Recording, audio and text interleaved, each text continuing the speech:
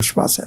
लेकिन जब आप 400 पार की बात करते हैं एनडीए को लेकर, तो उस दौरान विपक्ष तो ये कहता है कि देखिए आप तो डेंट लगा रहे हैं दूसरे दलों पर, ईडी और सीबीआई का डर दिखा रहे हैं। इसके उदाहरण थे कि आप अपने पाले में ला रहे हैं नेताओं को, इसलिए आप कह पा रहे हैं इतने कॉन्फिडेंस से कि 400 पार।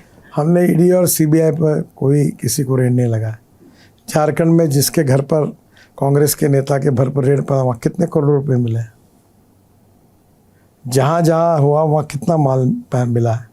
ये एजेंसी अपना काम करती है, इसका हमारे दबाव से या हमारे कहने से कोई काम नहीं करती। नीतीश कुमार का आना कितना फायदेमंद है? पुराने हमारे साथी थे, फिर से एक बार हमको जुड़े हैं। मुझे लगता है हमारा उनका जोड़ना हमारे लिए फायदे का ही होगा। बिहार की राजनीति इस बार अलग नजर आती है आपको? मुझे लगता है सब जगह होप के कारण लोगों को लगता है कि मोदी जी के नेतृत्व में भारतीय जनता पार्टी की सरकार उनके भविष्य को बदल सकती है, और इसी के साथ लोग पूरी तरह हमसे जुड़े हैं। जात पंथ धर्म भाषा से इसके ऊपर उठकर उसका फायदा निश्चित रूप से चुनाव में होगा, ऐसा मेरा दृढ़ विश्वास है। आपने कहा कि काम जनता देखती है, काम पर जनता वोट करती है, लेकिन अगर हम पूर्व पश्चिम उत्तर दक्षिण चारों दिशाओं से एक आकलन करें, दक्षिण में कांग्रेस कहती है कि हम सुपड़ा साफ कर देंगे, ये कांग्रेस कहती है। ममता बनर्जी ने कहा कि मैं पश्चिम बंगाल में आने नहीं दूंगी। तो ये कैसे फिर आपको लगता है कि मुमकिन होगा? देखो, बंगाल में हम 18 सीटें लोकसभा की जीते, जब हमारी कुछ भी नहीं थी, तो हमने सिद्ध करके दिखाया। तो 18 की 30 होने में टाइम नहीं लगेगा। कर्नाटक में हमारी सरकार आई है, हमारी सरकार वहाँ राज्य कर चुकी है, तो कर्नाटक में हम है ही। अब तमिलनाडु में और केरल में अभी तक हम अच्छा तरह परफॉर्म नहीं कर सके, क्योंकि वहाँ राजनीति पहले ही पोलराइज हुई है। पर मेरा विश्वास है कि इस समय हम लोग केरल, तमिलनाडु, कर्नाटक और साउथ के आंध्र, तेलंगाना सभी राज्यों में हम अच्छा परफॉर्म करेंगे, ऐसा भी विश्वास है। विपक्ष के पास अभी तक कहा जा रहा था कि मुद्दे नहीं थे, जैसा आपने कहा कि विपक्ष के पास कोई मुद्दा ही नहीं है, किस बात पर वो वोट मांगेंगे। इलेक्टोरल बॉन्ड को लेकर विपक्ष बहुत शोर मचा रहा है। आपको लगता है कि अरुण जेटली जी ने जिस उद्देश्य से जब इसे रखा था और इसके बारे में बताया था कि इसमें पारदर्शिता आएगी, आज उसी को लेकर विपक्ष सवाल उठा रहा है बीजेपी पर? देखिए, ये बात तो है कि इलेक्शन बिना पैसे से नहीं होते। पॉलिटिकल पार्टी को सबको पैसा लगता है, तो इसका कोई स्ट्रेट ट्रांसपेरेंट अच्छा मार्ग निकालने के लिए बहुत अच्छे उद्देश्य से अरुण जी ने उस समय वो बिल लाया था कि लोग एक नंबर के अकाउंट से बॉन्ड खरीदी करके उसको जमा करें। उसमें गलत क्या था? आखिर पैसे का कोई ना कोई प्रोसीजर तो निश्चित करना होगा। अब मैटर इज सब जुडिस, ज़्यादा कमेंट्स करना उचित नहीं होगा, पर देश की सभी पॉलिटिकल पार्टी और सुप्रीम कोर्ट ने मिलकर इसके बारे में कोई ना कोई मार्ग निकालना चाहिए। विवेकानंद जी भी कहते थे कि no philosophy can be taught to empty stomach. वैसे ये है भी कोई भी पॉलिटिकल पार्टी पैसे के बिना चल नहीं सकते। सर, अब आते हैं महाराष्ट्र की राजनीति पर। सीट शेयरिंग को लेकर जो पूरी माथापच्ची थी वो खत्म हो चुकी है।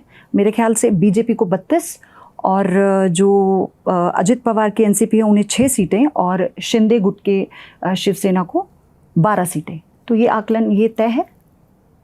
नहीं, अभी चल रहा है, अभी अंतिम तो डिक्लेरेशन नहीं हुआ है, पर बाय एंड लार्ज मुझे लगता है कोई अड़चन नहीं आएगी, हमारा सब ठीक हो जाएगा। मतलब जो ये अभी आंकड़ा है ऐसे ही सीट शेयरिंग रहेगी? लगभग इस प्रकार से हो जाएगा, और निश्चित रूप से हम सब मिलकर लड़ेंगे और महाराष्ट्र में हमारी शानदार जीत होगी, ऐसा मेरा विश्वास है। सर, नागपुर की अगर मैं बात करूं, सिर्फ नागपुर नहीं, मतलब मैं तो और जगह भी, अब क्योंकि चुनाव है तो हम लोगों के बीच में जा रहे हैं, उनसे बात कर रहे हैं, उनसे जान रहे हैं कि उनका मूड क्या है। तो अगर जब उनसे पूछा जाता है आपके फेवरेट लीडर कौन है, तो ऐसा नहीं होता कि उन फेवरेट लीडर में से नितिन गडकरी का नाम ना हो। और नागपुर में तो लोग, आप उनसे पूछते हो उससे पहले वो बोल देते हैं कि हमारे लीडर एक ही हैं, नितिन गडकरी हैं। नागपुर में जब मैं 10 सालों के काम की बात करती हूँ, उसका आकलन नितिन गडकरी कैसे करेंगे अपने कामों का? देखो, मैंने इस शहर में, लोकसभा क्षेत्र में 1 लाख करोड़ रुपए से ज़्यादा काम किए। ये शहर में अपने परिवार को मानता हूँ। जात पंथ धर्म भाषा सेक्स और पार्टी मैंने कभी भेदभाव नहीं किया। जो भी समस्या लेकर आया उसका काम किया। केवल ये देखा कि कानूनी काम है कि गैर कानूनी काम है। मैंने कभी जात पंथ धर्म भाषा पार्टी नहीं पूछी। मैं निरपेक्ष भाव से काम कर रहा। कोविड का समय था, जो मेरे से हो सकता है हवाई जहाज़ में ट्रक डालकर ऑक्सीजन लाया ताकि यहाँ के लोगों की जान बचे, वेंटिलेटर्स लाए, रेमडेसिविर बनाया, फंगस के इंजेक्शंस बनाए। मेरा इस शहर के लोगों के साथ एक पारिवारिक रिश्ता है और वो निभाने की मैंने कोशिश की। और मेरा अनुभव है कि लोगों ने भी मेरे ऊपर ऐसे ही प्रेम किया, न जात पंथ धर्म भाषा देखी, न पार्टी देखी। आप कहीं भी जाइए, नागपुर में किसी भी एरिया में जाइए, हर आदमी मेरे और प्रेम करने वाला आपको मिलेगा। और ये मेरी पूंजी है, ये मेरी ताकत है, ये मेरी शक्ति है। सर, पार्टी ने ऑब्जर्वर्स भेजे थे और जब ऑब्जर्वर्स भेजे तो उन्हें सिर्फ एक ही जवाब मिला कि हमारे नेता कोई और नहीं, नितिन गडकरी। तो उस दौरान जब पहली सूची आई थी तो सबको एक्सपेक्टेड था कि सारे नाम आ रहे हैं, तो ये तो बहुत सुनिश्चित था कि नितिन गडकरी जी का नाम ही दोबारा से होगा, तीसरी बार होगा। और जब पहली लिस्ट आई और उसमें नाम नहीं था तो एक बार जहन में आया कि कोई कुछ ऐसा कन्फ्यूजन था या आप पूरी तरह से आश्वस्त थे कि नहीं? हमारे यहाँ पार्टी में ऐसी पद्धति है कि लिस्ट डिक्लेयर होने के पहले स्टेट के सभी पदाधिकारी, मुख्यमंत्री और जो आते हैं दिल्ली, पार्लियामेंट्री बोर्ड के साथ सीट वाइज उनका ब्रीफिंग होता है, राजनीतिक परिस्थिति के बारे में जानकारी मिलती है, उनका सबका ओपिनियन पार्लियामेंट्री बोर्ड लेता है और पार्लियामेंट्री बोर्ड बाद में नामों की निश्चिति करता है। तो स्वाभाविक रूप से पहले इसमें उत्तर प्रदेश, मध्य प्रदेश और गुजरात 3 राज्यों की चर्चा हुई तो उनकी कैंडिडेट जाहिर हुए। महाराष्ट्र की चर्चा ही नहीं हुई, लोगों को बुलाया नहीं, तो लिस्ट उसके